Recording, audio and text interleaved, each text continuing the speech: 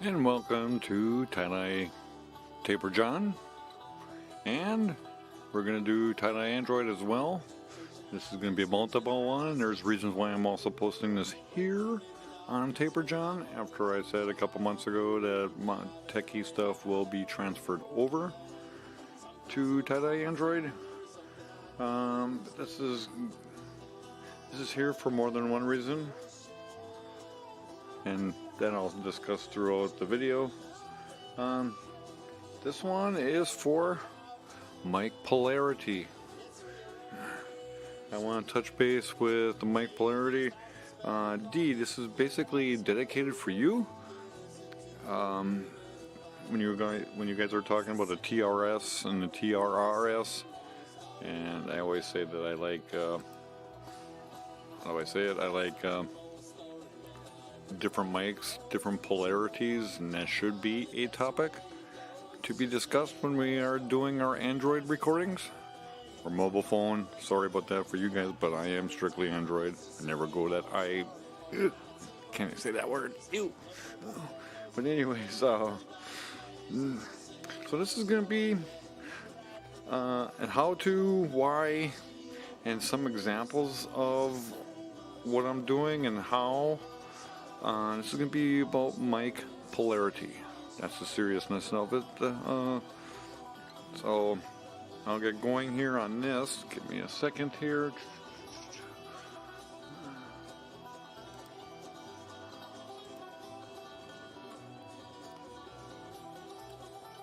Alright, now I got that screen put up. I'm bringing this up right now. And this is, if you notice, these are on our mic polarity. And these are just different kinds of mics, and they're used for different situations. For my standards, I definitely do not use the omnidirectional for what I'm doing. I'm doing, for example, if you're a singer, a vocalist, you probably would want the omnidirectional, and that's fine. They have their purpose, you know. If you just want to set a microphone up in nature and just record what's going on there, omnidirectional will probably be the best. Bidirectional. It's also called figure 8. That'll be on the upper right hand side of the pattern that I have up, the little chart.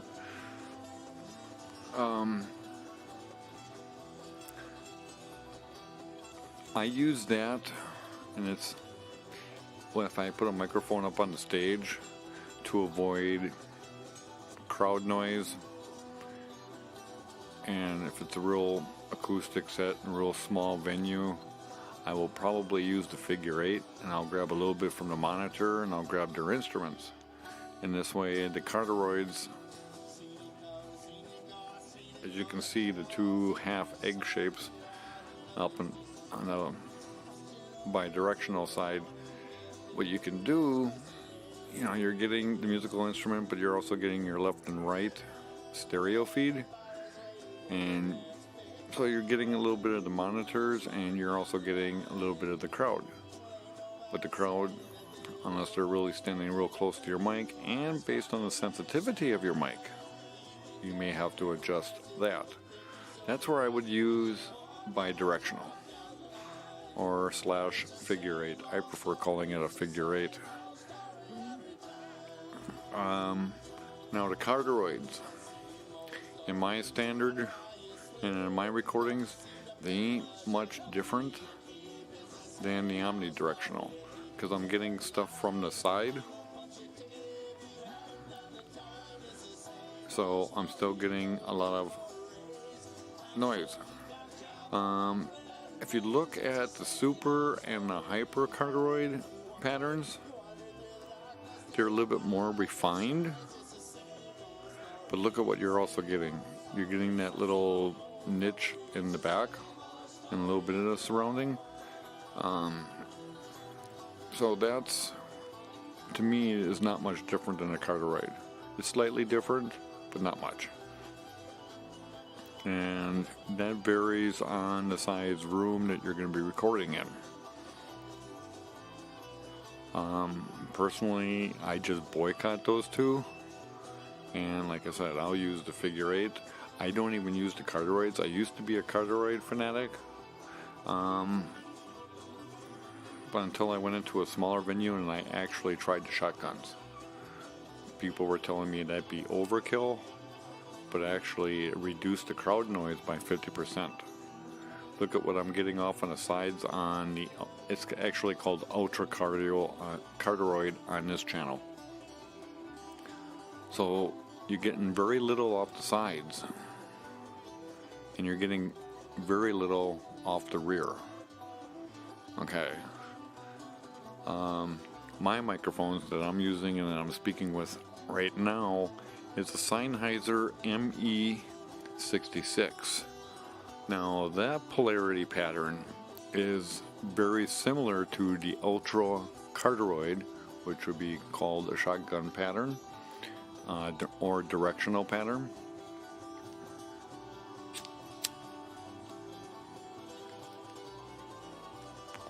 And I pretty much use this as a standard now, because for at a concert, I just take it, if it's in a crowd and I'm close enough, I just aim this directly at the speakers. And if I raise it, I have a rule for myself, since these are directional, I always put it 1.5 feet higher than when I see the taller person. And it pretty much goes through the crowd noise, and that's how I eliminate a percentage of my crowd noise, by raising the microphones higher. But I'm also look at my polar pattern. It makes sense, but it also seems like it would be overpowering, but you can compensate for that in your recording device.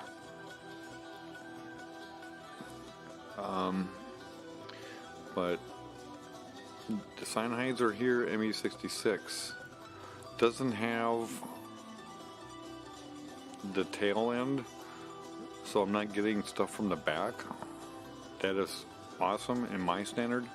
So when you are buying a mic, these are the different polarities that you're going to be looking for. And like I said, it's also based on your needs. And each mic has a different polarity setting. If you say it's a hypercardioid, don't look at these patterns. These are similar basic patterns, but I noticed over the years that the microphones actually vary by manufacturer on their polarity. You know, it's based on their pattern, their price, and what they want to do, and how they have to technically design that. So you also got to watch when you buy a microphone. These are the helpful tips. These are basic patterns that they try to adhere by, but sometimes they come up with special needs. I actually have one, and I like how it said it when I was Googling it for extra information to make sure I had my ducks in a row before I spread the word out to everybody else. I like how they said it, figure 8 bi-directional microphone. Every recorder should have one based on scenario, because it's a multi-pattern, you can switch it, and you should have one on hand. And I actually do 100% agree to that. I don't use my multi-pattern mic very much, and it's actually an Avitone CK40. I use it for rare occasions. I've had experimented with it in various situations, and I prefer it being up towards the stage, and I can set it up as a ORTF cardioid, or I can set it up as a figure 8, or I can, or what us tapers use is we call it MS. We take 2 microphones and we change the direction of the mic. So one microphone will get the left and right signal, and then the other one will get right straight to a monitor feed. That's what I do with my figure 8 microphone, and that's pretty much the bi-directional. So actually I'm getting a left and a right, and I take another microphone and I set it up as a Cartwright. Those are little tricks of the trade that I discovered over the years that I've learned from other people. And this is pretty much how I do things. So when you guys are talking about microphones, this is, I think, is a very good topic. Just look at that. I just moved and I could tell a difference in my headphones. Because if I'm talking over here, you can notice a difference. But if I'm talking here and I'm not raising my voice tone is still staying the same, if you can see. So see what I mean? But you can barely hear me. Oh, you can kind of hear me good here, but I'm also muffled. You know, that's how I like this. That's why I always use my Sennheiser ME66. That's what I swear by. I've got laughed at, but then when the people came back and listened to it, it's like, oh my god, that sounds better than we expected. And it's like, yeah, I kind of thought that too. You know, and it is true. So for me, mic polarity is a plus. Location is another plus. So you got to choose your microphones per scenery. And not only is the polarities an issue, the mic placement. Other than location, the other, you know, sometimes in a smaller venue, you may want to send your microphones, you know, out on, like, we call it XY, or XY is actually, you know, crisscrossing each other, or ORTF, you know, is spreading them out. And then AB is going straight into a speaker, you know. Everything that we hear is mono. This is what people don't really, or people tend to forget. Everything that we hear comes out of one speaker, and it's how we hear it, because we have ears on each side of our head, so we have to have the left and right. It's a sensory perception, pretty much. So we try to fool ourselves, so we try to make it as best as we can. And this is why we come up with these patterns. This is why we have Dolby 5.1. This is why we had quadraphonic in the 70s. And now we got Dolby 7.1. We're just fooling our ears. That's all we're doing. No matter what, sound comes out of one source. That's it. Bottom line. How do we hear it? That's the trick. So, this is how we fool our brains with these kind of microphones. Here's one example. Okay. Now you guys already have. I'll keep the video, the chart up here for a little bit and let you guys ponder on it for a while. But so this is why I bring up the polar patterns. This is how you would use the polar patterns in various situations. And this is also user preference as well. Some people like that and they take it home and they edit some of the crowd noise. Well, I'm not all that tech savvy when it comes to audio processing. And over the last 10 years, I've just gotten used to doing it my way out in the field instead of post-processing most of this. But I still do some processing, but I keep that to a basic. Now, we discussed the mic polarities. And this is where I'm giving you a shout out, D. When you're showing everybody out on your videos about the TRS and the TRRS, I pondered going that route, And I remember when you couldn't even get the adapters for that, and I was thinking about going that route.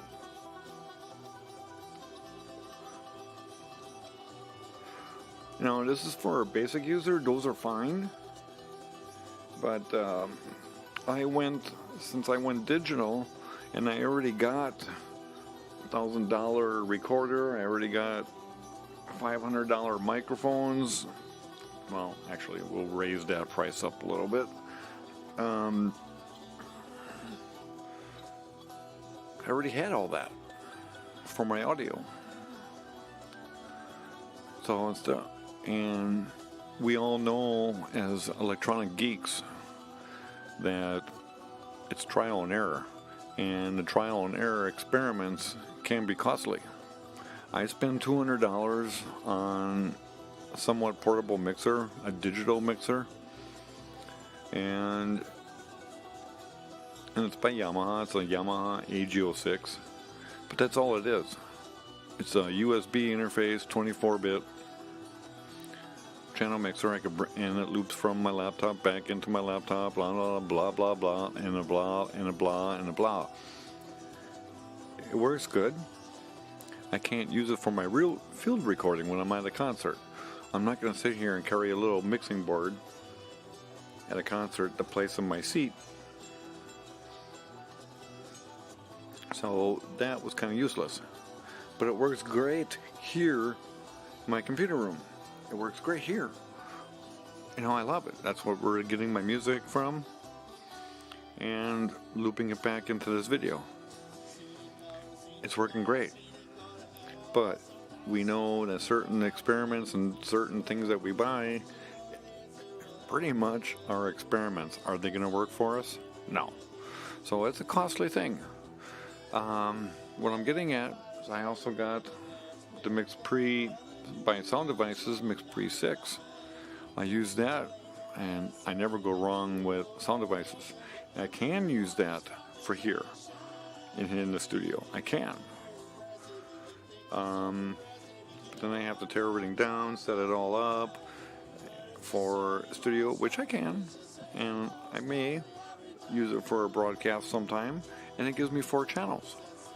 So I can do a feed into it, feed back out. You know, that's fine. That's exactly what I want. But here at home, I don't need that. I can just do it this way. So, and anybody and everybody that's using an Android phone, that's the reason why I'm bringing this up here. I'm sorry that my stories are long.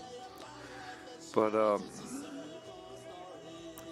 going through the analog jack, and that's fine for basic users. But I spent years trying to get the perfect audio from a concert, and I'm still perfecting. I'm never going to get it perfect. And once I do, I'll probably be in my grave looking down. It's like, well, this ain't fun anymore. I always try to get better, and just going through an analog jack. I'm 52 years old. I remember when we went from cassettes to CDs, and you know that was the biggest craze. That was the biggest craze. We were listening to digital music from a CD. I hate to say this, but we were all dumb. We were stupid. Because if you look at the home stereos back then, we were listening to digital music. It was playing digital music. Don't get me wrong, but we were hearing analog. If you look back on the back of those jacks on the back of your receiver, they were RCA. That was all analog. Why should we have digital music and have it all formatted, coded as digital and everything, but we're still listening through it through our RCA jacks, which is analog? So you have a home stereo system that's converting digital music back to analog. Why don't you just keep it analog? So now we're going digital. Finally, after about 10 years of that, they finally came up with a fiber optic, a digital cable that came in and out instead of an analog. Okay, you see my point? My point is, if we're getting digital music, why would I want it coming out of an analog jack?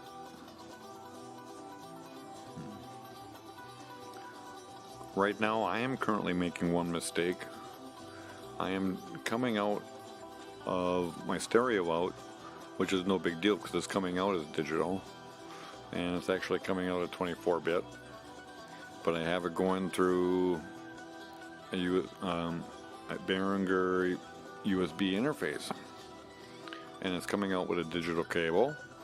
It's going through a USB interface, and it's actually going through, but it's getting reduced to 16-bit. That's the only downfall. It's a 16-bit, but I'm not doing high quality processing or anything like that on my YouTube videos, so I'm not really concerned about that. That's where my problem lies, and that's easily solvable with some extra dollars. But I'm still getting digital, and it's going into my Android phone. And most Android phones, well, I can't say that now, but if you're using an older Android device, it's going to be 16-bit. Just in the last 2 years, Android phones are coming out 24-bit. So you have to set that up. So that's, the TRS and the TRS analog jacks, that's great. That's the poor man's way, and that's great for beginners. It is. It's great for beginners. But then when you want to start working with your audio, then I don't recommend that. I recommend digital music, and that's obviously going through your USB port. And there is an app out there. If you go back on my channel, back in the further videos, they're all there.